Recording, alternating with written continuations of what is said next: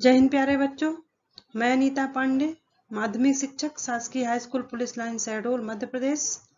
सामाजिक विज्ञान कक्षा 10वीं में आज हम अर्थशास्त्र अध्याय 3 में मुद्रा एवं साख इसके अति लघुत्तरीय प्रश्न उत्तरों के बारे में जानकारी प्राप्त करेंगे। तो आइए चलते हैं। इन प्रश्नों को आप अच्छे से देखें और इनको अपनी कॉपी में नोट करें, लिखें और इनको आप याद करें ताकि आपकी परीक्षा की तैयारी और अच्छे से हो सके। तो आइए चलते हैं क्लास की तरफ, देखते हैं। यह है हमारा अध्याय 3 मुद्रा एवं साख अति लघुत्तरीय प्रश्न।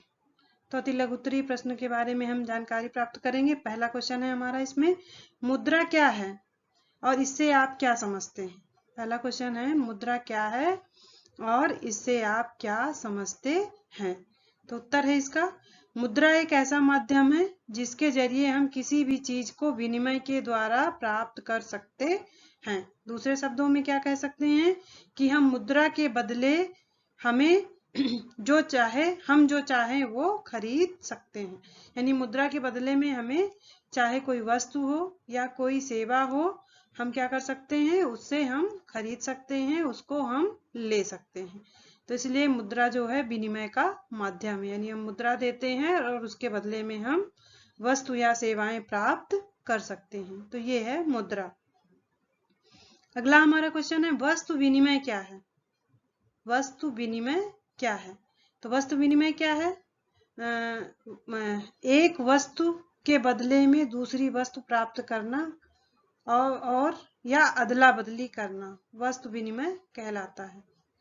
क्या कहलाता है कि एक वस्तु के बदले दूसरी वस्तु प्राप्त करना या अदला बदली करना वस्तु विनिमय कहलाता है। जैसे ये देख रहे हैं अब वस्तु विनिमय प्रणाली, ये पुस्तक लिए हुए हैं, ये केला लिए हुए हैं और इधर ये सारी चीजें लिए हुए हैं। क्या कर रहे हैं ये लोग, एक्सचेंज कर रहे हैं, एक दूसरे से क्या कर रहे हैं, बदल रहे हैं। तो यही है वस्तु विनिमय। यानी इसके बदले, केला के बदले इनको पुस्तक चाहिए और पुस्तक के बदले इनको केला चाहिए, या फिर और इधर चित्र में आप देख सकते हैं ये एक दूसरे से क्या कर रहे हैं, बदल रहे हैं। तो यही है वस्तु विनिमय। अगला क्वेश्चन है हमारा, क्रेडिट कार्ड का क्या मतलब होता है। यानी क्रेडिट कार्ड क्या होता है। तो क्रेडिट कार्ड क्या होता है, बैंक द्वारा कर्ज में जो राशि दी जाती है उसे क्रेडिट कार्ड कहते हैं।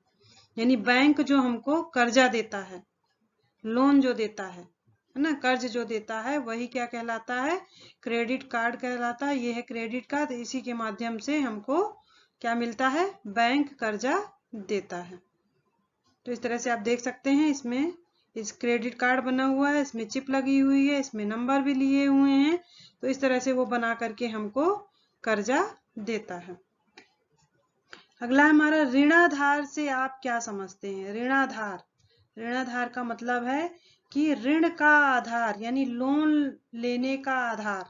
तो उससे आप क्या समझते हैं, तो उसके बारे में जानते हैं। ऋणाधार एक ऐसी संपत्ति है जिसका कर्जदार मालिक होता है। ऋणाधार एक ऐसी संपत्ति है जिसका कर्जदार मालिक होता है और इसका इस्तेमाल वह उधारदाता को गारंटी देने के रूप में करता है जब तक कि ऋण का भुगतान नहीं हो जाता। यानी कि हमको अगर कोई चीज यानी हमको कोई चीज अगर लोन लेनी है ना, तो लोन लेने के लिए वो मालिक, उस वस्तु का मालिक जो है उसका इस्तेमाल करता है, किसको, जो उधार देता है, उसके पास वो गारंटी के रूप में रखता है। यानी बैंक से या कहीं से भी हम जब लोन लेते हैं तो हमको उसके एवज में कुछ ना कुछ रखना पड़ता है। जैसे आप ये देख सकते हैं, ये बना हुआ है जमीन, जिसके पास जमीन होती है वो जमीन के कागज वहां पर रखता है जिससे वो ऋण ले रहा है। सोना जिसके पास है वो सोना सोना रखता है और उसको दे करके ऋण लेता है। और उसी तरह तीसरा है हमारा ये हाउस, घर। जब हम लोग हाउस लोन लेते हैं या और हमको संपत्ति के लिए लोन लेना होता है तो हम लोग क्या करते हैं इसके कागजात जो हैं कहाँ देते हैं, बैंक में लेते हैं, तो बैंक में गारंटी के रूप में रखते हैं।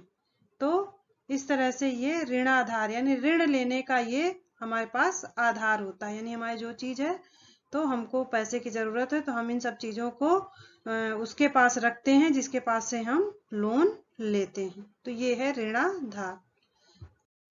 अगला है ऋण फंदा। क्या है ऋण फंदा? यानी लोन का फंदा क्या है?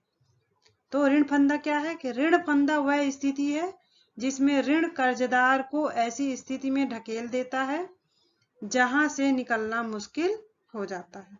यानी गरीब लोग, किसान लोग क्या करते हैं, ये लोग ऋण लेते हैं और ऋण लेने के बाद उसको वो चुका नहीं पाते हैं। तो इनका होता क्या है कि ब्याज दर और बढ़ती जाती है और ये उसी तरह और उसके घेरे में फंसते जाते हैं और लास्ट में इनके पास कोई ऑप्शन नहीं बचता है।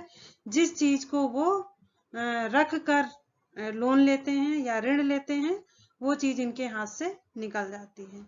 किसानों के पास, ज्यादातर किसान ही लोन लेते हैं गांव में साहूकारों से। तो अगर उन्होंने सही समय पर उसको नहीं चुकाया, उनकी फसल अगर अच्छी होती है तो ठीक है, नहीं हो पाती है तो आगे आने वाले समय में वो फिर धीरे धीरे और उनके ऊपर कर्जा बढ़ता जाता है और इस जाल में वो लोग बिल्कुल बुरी तरीके से फंसते जाते हैं और फिर वो जो गारंटी के रूप में रखे रहते हैं वो उनके हाथ से चला जाता है। ज्यादातर किसान जमीन रखते हैं और वो जमीन से अपने हाथ धो बैठते हैं। तो अगला क्वेश्चन है हमारा, कर्ज के मुख्य स्रोत कौन कौन से हैं? यानी हमें लोन लेना है, कर्जा लेना है, तो ऐसे कौन कौन से स्रोत हैं जिनसे हम लोन ले सकते हैं? यह है क्वेश्चन। तो इसका आंसर है कर्ज के दो स्रोत हैं। यानी हमको लोन लेना है, ऋण लेना है, तो दो जगह से हम ले सकते हैं। पहला है औपचारिक सेक्टर और दूसरा है अनौपचारिक सेक्टर। औपचारिक सेक्टर, इस सेक्टर में बैंक और कोऑपरेटिव सोसाइटी आती हैं। ये औपचारिक सेक्टर है, इनमें से बैंक और कोऑपरेटिव सोसाइटी आती हैं, ये औपचारिक सेक्टर है। दूसरा है अनौपचारिक सेक्टर। इस सेक्टर में साहूकार, दोस्त, रिश्तेदार, व्यापारी और जमींदार आते हैं। तो इस तरह से ये कर्ज के दो मुख्य स्रोत हो गए।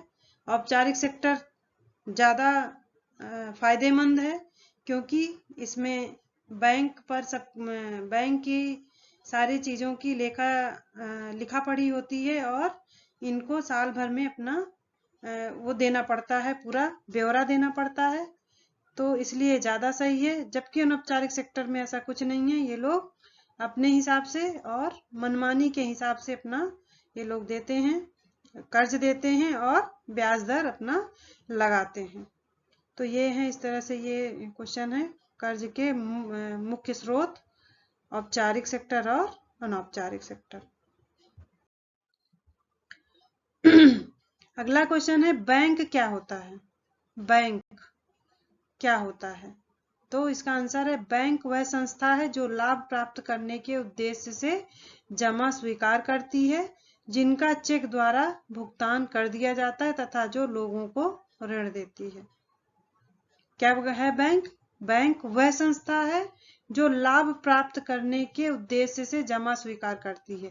यानी इसको भी लाभ होता है, बैंक को भी लाभ होता है और इसी उद्देश्य से वो क्या करती है, लोगों की जमा को स्वीकार करती है। यानी लोग पास जो पैसा रहता है वो लोग बैंक में जमा करते हैं और जिनका भुगतान हुआ है, यानी अगर हमें बैंक से पैसा जो हमने जमा किया उसको लेना है तो उसका भुगतान हमको चेक द्वारा कर दिया जाता है तथा बैंक जो है वो लोगों को क्या देती है, ऋण देती है, लोन देती है। ये है बैंक और यही वो संस्था है जिसके माध्यम से हम अपना जो जमा है, हमारे पास जो बचत होती है हम उसको यहाँ जमा करते हैं और जरूरत पड़ने पर हम चेक के माध्यम से निकाल लेते हैं और साथ में यह आवश्यकता पड़ने पर हमें क्या देती है, ऋण देती है, लोन देती है। तो ये है बैंक। अगला क्वेश्चन है मांग जमा किसे कहते हैं? मांग जमा किसे कहते हैं? तो ऐसी जमा जिसे जब चाहे चेक के द्वारा निकलवाया जा सकता है मांग जमा कहलाती है। यानी कि ये ऐसी जमा है कि हम उसमें जमा कर देते हैं, बैंक में पैसा जमा कर दिए और हमें जब जरूरत हो तो हम चेक के माध्यम से, ये चेक है, इस चेक के माध्यम से हम क्या कर सकते हैं, उसको निकाल सकते हैं आसानी से। अगला है, देश में नोट छापने का कार्य किस बैंक के द्वारा किया जाता है? देश में नोट छापने का कार्य किस बैंक के द्वारा किया जाता है? तो इसका आंसर है, देश में नोट छापने का कार्य रिजर्व बैंक ऑफ इंडिया के द्वारा किया जाता है। यानी जो नोट छपती है हमारी, वो किसके द्वारा छपती है? रिजर्व बैंक ऑफ इंडिया के द्वारा ही जो है हम नोट छापने का कार्य किया जाता है, बाकी और कोई नहीं कर सकता है ये काम। भारत में बैंक जमा का कितने प्रतिशत हिस्सा नगद के रूप में अपने पास रखते हैं? ठीक है, तो इसका आंसर है, भारत में बैंक जमा का केवल 15% हिस्सा नगद के रूप में अपने पास रखते हैं। यानी कैश के रूप में जो रखते हैं बैंक, तो कितने रखते हैं? 15% ये लोग अपने पास रखते हैं। जितना भी जमा होता है उसका 15%। भारत में विमुद्रीकरण कब और कैसे किया गया? क्वेश्चन है, फिर से पढ़ेंगे इसको। भारत में विमुद्रीकरण कब और कैसे किया गया? तो इसका आंसर है, विमुद्रीकरण का मतलब बदलना, तो ये कब और किस तरह से किया गया है? तो भारत में नवंबर 2016 में, कब? नवंबर 2016 में रुपीस 500 और 1000 के करेंसी नोटों को अमान्य घोषित कर दिया गया था। ये देख सकते हैं, ये पुराने नोट हैं हमारे 500 और 1000, तो इनको 2016 में, 2016 नवंबर 2016 में 500 और 1000 के नोटों को क्या कर दिया गया था? अमान्य घोषित कर दिया गया था। और लोगों से कहा गया था कि वो इन नोटों को, ये दोनों जो नोट हैं, इन नोटों को एक निश्चित अवधि तक क्या करें, इनको बैंक में जमा कर दें और इसके बदले में ये 500 और 2000 के नए नोट प्राप्त कर लें। इसे ही विमुद्रीकरण कहते हैं।